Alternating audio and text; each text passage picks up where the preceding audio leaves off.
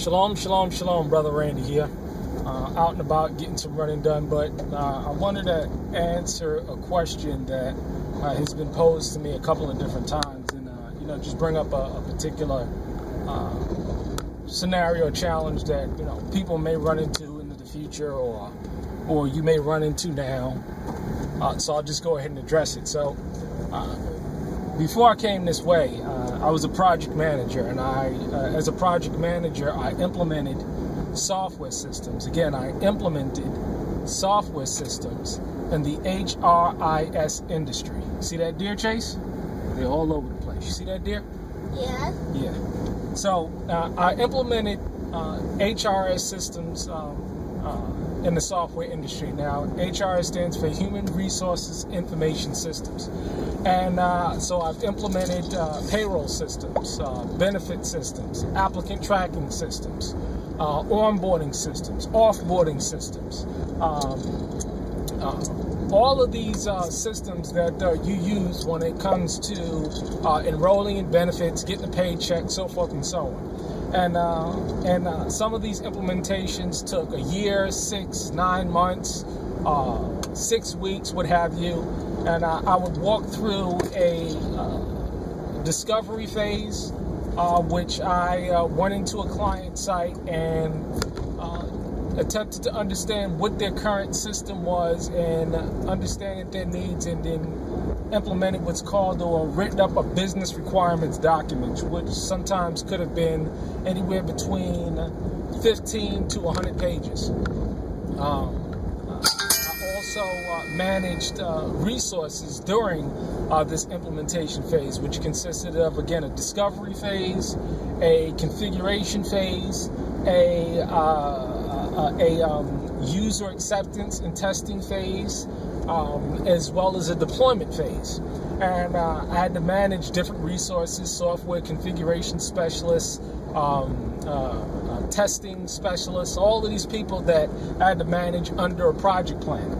And one of the things that was interesting about implementing systems is that I used to go into a client and we used to have our initial meeting, and I used to tell them, this is what the project is going to entail, this is your project plan, and this is what's going to take in order to get this software system up and running.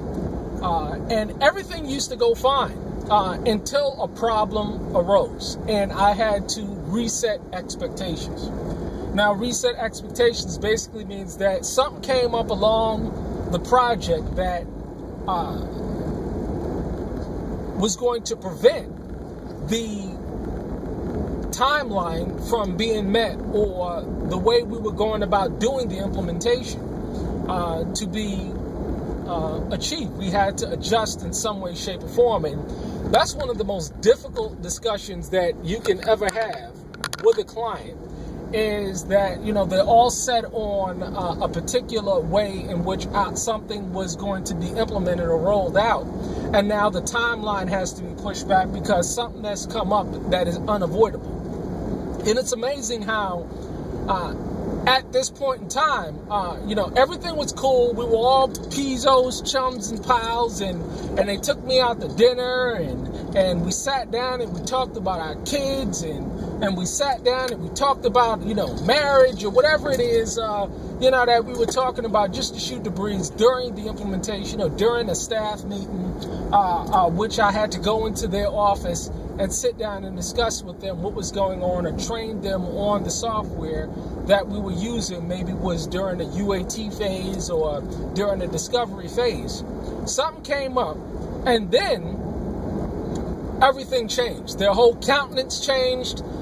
Their whole spirit changed about them, because I told them something that they didn't want to hear. When I was telling them everything that they want to hear, and I was agreeing to their timeline, everything was fine. But then the 14 years experience that I had, that I told them about in terms of implementing these systems, that all went out the window. Now they want to question my my project management ability. Now they want to question whether I know what I'm doing or not. Now they want to escalate to my manager. Now this was typical. I used to deal with this all the time, because sometimes certain things come up where you have to reset expectations. It's unavoidable. And it's amazing how I used to deal with these spirits all the time when it came to implementing these systems. And it's the same spirit, that permeates no matter where you are, where you have to reset expectations, and the people that you're resetting expectations with don't want to hear what you have to say, or there's reservations now. So, the question is, how is it that are you going to respond? Because pull this over into what we have today and what you can potentially have going on in a community setting. Or, let's deal with it in a community setting. And that's why I speak from previous experience in terms of what I did, project managing and implementing software systems, because it's all pretty much the same. How are you going to deal with a situation out there where you're a part of a community and expectations have to be reset? Are you going to start, to show your ass and show your, what kind of candy ass you are and start murmuring, griping, and complaining? Or are you just going to go along and understand because there's a larger project plan that's being implemented that not everybody is aware or privy of? And so, these are one of the things that has to be taken into consideration when you're dealing in a community setting. Because it's going to come up. Expectations are going to have to be reset, and sometimes they may not go along with your personal ideas, strategies, philosophies, time frames that you've conceived in your mind. Just something to think about. It's just something very important to think about, because these things can and will happen.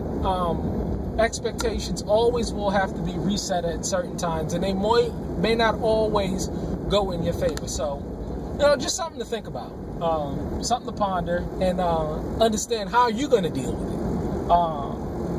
Are you going to listen, or are you going to bawl, squall, gripe, complain, murmur, gripe? Because that spirit just ain't going to work. But just something to think about. Shalom.